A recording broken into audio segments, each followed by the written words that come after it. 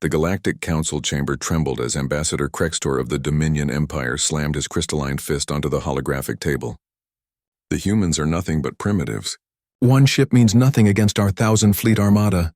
Isla watched from the observation deck of the ESS Defiance, Earth's first and only warship capable of faster-than-light travel. Her fingers danced across the tactical display while Adonis stood beside her, monitoring the diplomatic frequencies.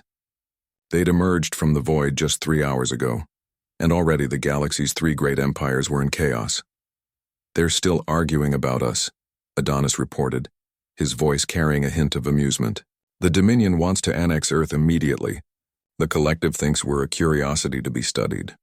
And the hegemony," he paused, "they want to make us a client species." Isla's lips curved into a knowing smile. They have no idea what they're dealing with. The truth was beautifully simple. While the great empires had spent millennia perfecting energy weapons, shields, and massive fleets, humanity had taken a different path. Earth's scientists, working in secret for 50 years after first contact, had developed something the galaxy had deemed impossible: quantum-locked armor that existed partially outside normal space-time. "Ambassador Krextor is mobilizing his fleet," Adonis announced, watching as hundreds of massive dreadnoughts began surrounding their lone vessel. "Should I send the warning message?" "Not yet," Isla responded, her eyes fixed on the tactical display. "Let them come. Pride before the fall, as they say on Earth." The Dominion fleet opened fire simultaneously, thousands of plasma beams and antimatter torpedoes converging on the human ship. The light was blinding, the energy release enough to crack a small moon. When the glare faded, the ESS Defiance hung exactly where it had been, completely unscathed. In the council chamber, silence fell like a hammer. Isla opened a channel to the council. "Greetings, distinguished representatives. I am Commander Iley of the Earthship Defiance. We come in peace, but we are prepared for war.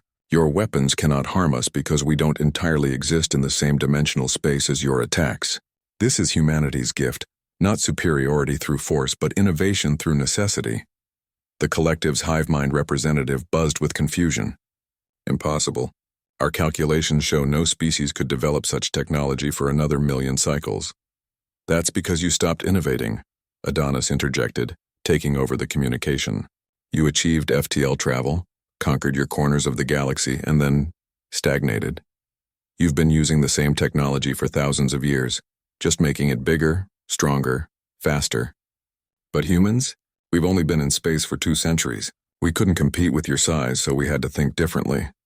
The hegemony's chancellor rose from his seat, his 6 arms gesturing wildly. "You dare lecture us? We have ruled for 10,000 years. And in those 10,000 years, when was the last time you invented something truly new?" Isla asked softly. "When did you last question whether there might be a better way? Your pride in your achievements became your prison." She input a command sequence, and the ESS Defiance began to move, not with the thunderous engines of the Empire ships, but with something far more elegant. The ship phase shifted, appearing instantly at different points around the chamber, demonstrating a maneuverability that defied the physics the Empires had accepted as absolute. "We studied your histories," Isla continued, her voice echoing through the chamber. "The Dominion conquered through overwhelming firepower. The Collective achieved perfection through unified thought.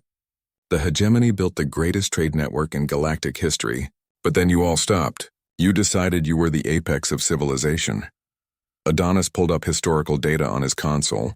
"Meanwhile, humans went from horse-drawn carriages to landing on our moon in less than 70 years. From first flight to breaking the sound barrier in 44 years. We compress centuries of your progress into decades because we never assume we've reached the pinnacle."